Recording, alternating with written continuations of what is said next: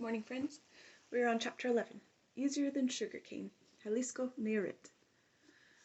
One afternoon in April 1996, a funeral procession left the village of Aquiles Sardan in the state of Nayarit, Mexico.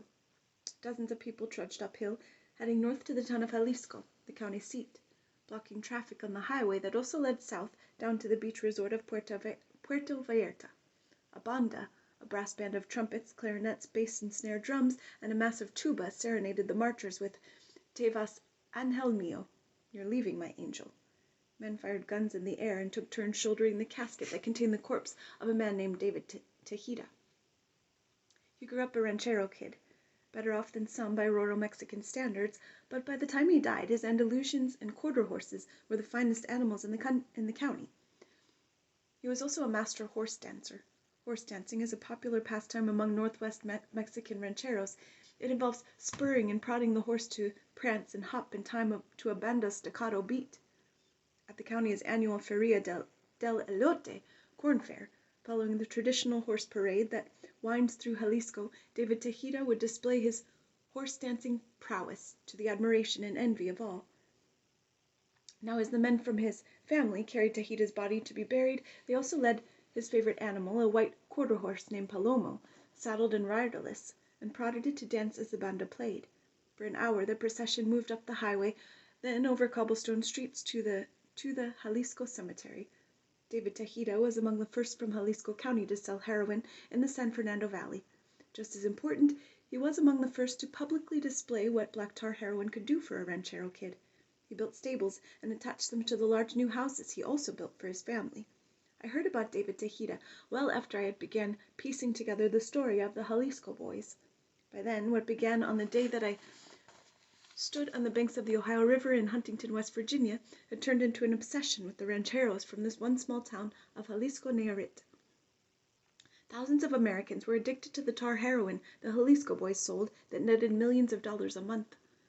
I found nothing written about them, yet I could see they were changing drug use in many parts of the country. I wondered how they wound up in so many places: Memphis, Omaha, Myrtle Beach, Nashville, Indianapolis, and Minneapolis. They reminded me, in fact, of another group I'd heard of, the Herreras. The Herreras were Mexico's first vast drug trafficking ranchero family in the United States. They lived in and around a rancho known aptly as Los Herreras, an isolated, roadless place in the mountains of Durango, founded in the late 1600s and accessible for centuries only on horseback.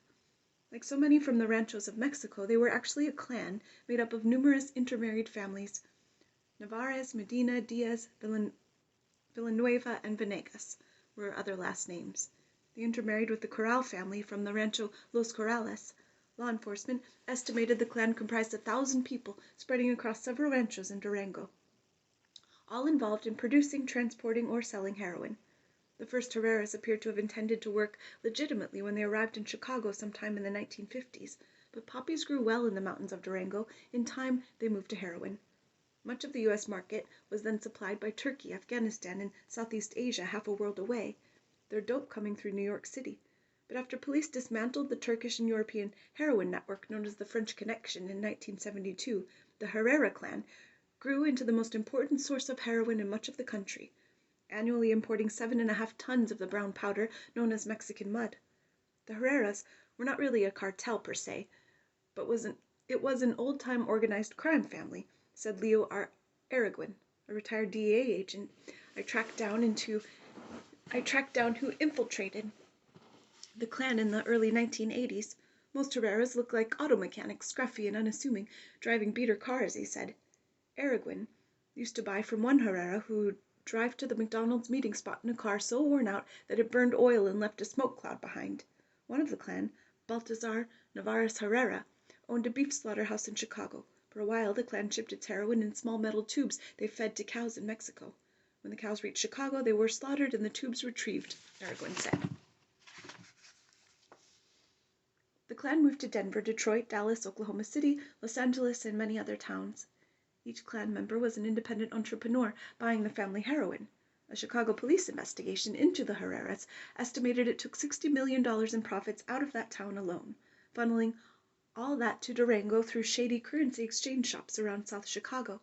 The clan used its money in part to build parks and roads and other stuff that tends to endear villagers to narcos in the mountains of northwest Mexico. Directing the clan was its patriarch, Don Jaime Herrera Navarez, a former police officer who never left Mexico. It's said that he had something to do with the reason that a Mexican ounce of heroin, known as a pedazo, or piece, is actually 25 grams and not 28, which is the normal measure of an ounce. This difference has caused many disputes among buyers who, unaware of the difference, feel they're getting ripped off. Legend has it that Don Jaime had a large spoon holding 25 grams that he used to scoop heroin. That became a standard ounce in the Mexican heroin world. I never learned whether this legend, recounted by several older DEA agents who tracked the Herreras, was true. In 1985, Don Jaime, several brothers and cousins, and his son Jamito, along with dozens of other relatives, were busted. Many went to prison. That didn't end the clan's activities, but they didn't have quite the same power. The shorter distances from Latin America to the United States, which allowed the region to remain more competitive in many agricultural commodities, eventually pushed out the Turkish and Asian heroin. Colombians began introducing their brown powder in the eastern half of the United States in the 1980s, along with their more famous cocaine. It was much cheaper than the white powder from Asia. Other Mexicans, especially the Sinaloans, began sending black tar heroin north to the western United States in the early 1980s, replacing the Mexican mud. Even as the Herreras played a reduced supply role, heroin's price in America trended downward. Black tar, the most rudimentary form of heroin, was especially cheap to make. With Mexico so close by, tar's price could keep dropping. This, as I found out, was crucial to the story I came upon as I discovered the Jalisco Boys networks. The Jalisco Boys seemed like a modern version of the Herreras, and as hard to get a handle on.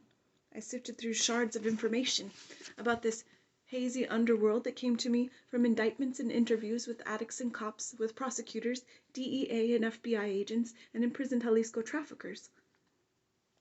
Slowly a picture emerged of how a small town of sugarcane farmers grew by the early 21st century into the most proficient group of drug traffickers America has ever seen. The first migrants from Jalisco settled in the San Fernando Valley.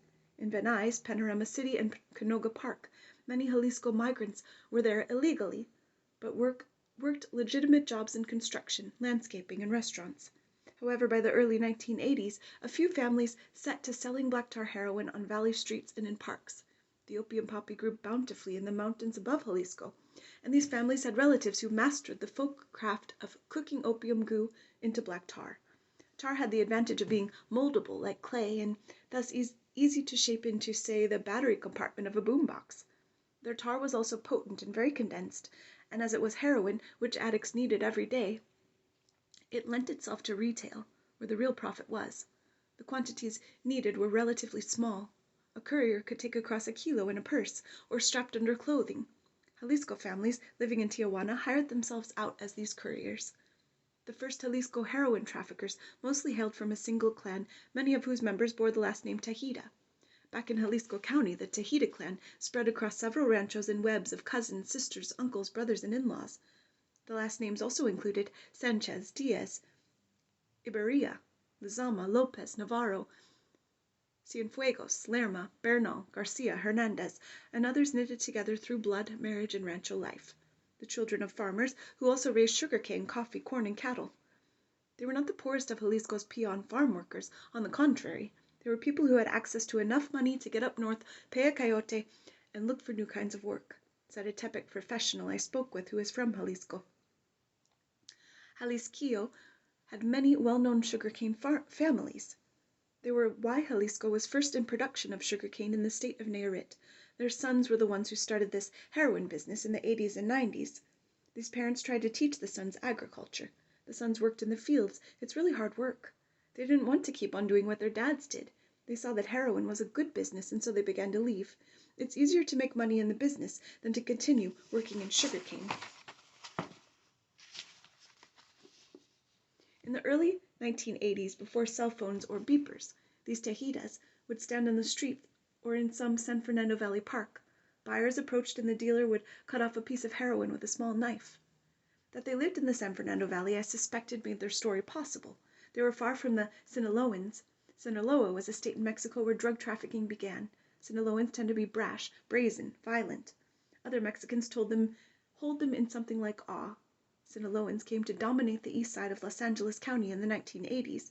The tiny suburbs southeast of Los Angeles, Paramount, Huntington Park, Bell Garden, Southgate, and others, began as bedroom communities for ex-GIs from World War II, but by the late 1980s, these cities were solidly Mexican, and Sinaloan in particular.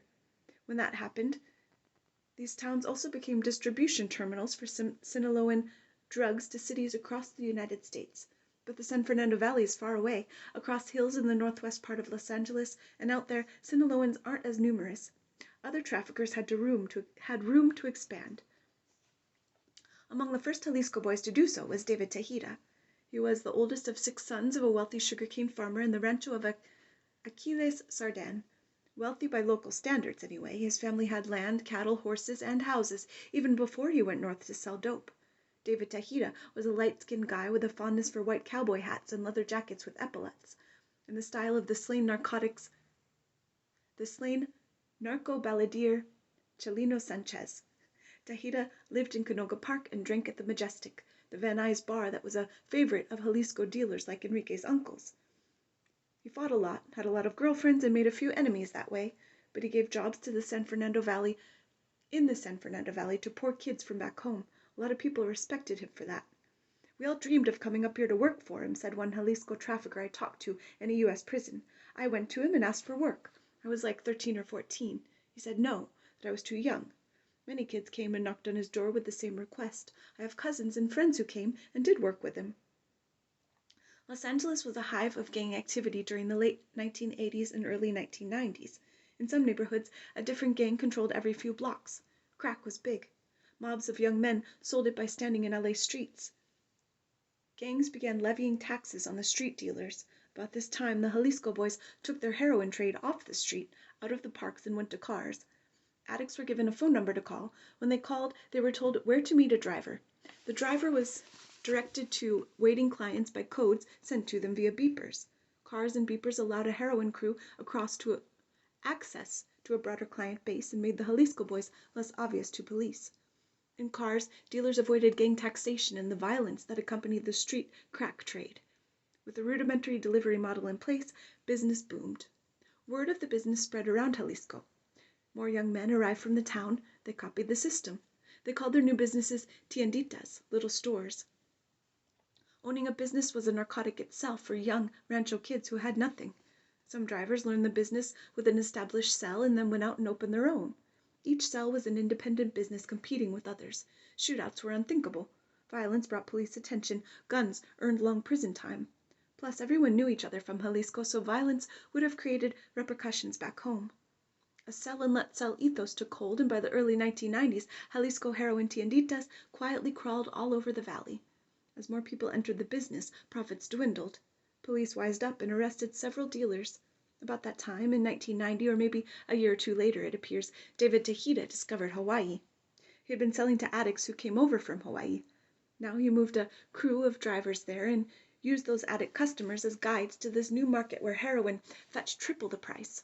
Slowly, others followed his lead, and Jalisco dealers expanded. Before long, they were also in Pomona, San Diego, and Portland. Then in Las Vegas. Tejeda was okay with others starting up their own tienditas. "There's plenty for everybody," he thought, said another trafficker. But that wasn't always true. Most cities then had a small universe of heroin addicts who were usually old and poor. A crew new to town had to steal customers from the crews who were already there. The zero-sum game that ensued taught the Jalisco boys the importance of branding and marketing. To keep customers, they learned to emphasize customer service, discounts, the convenience and safety of delivery. They had to ensure their dope was always good quality, meaning uncut and potent. The competition for a limited number of addicts also kept them moving on through the 1990s in search of new, less saturated markets. When they did this, they defied the norms of Mexican drug trafficking. Most Mexican traffickers naturally followed the immigrants from their home states. They were astute.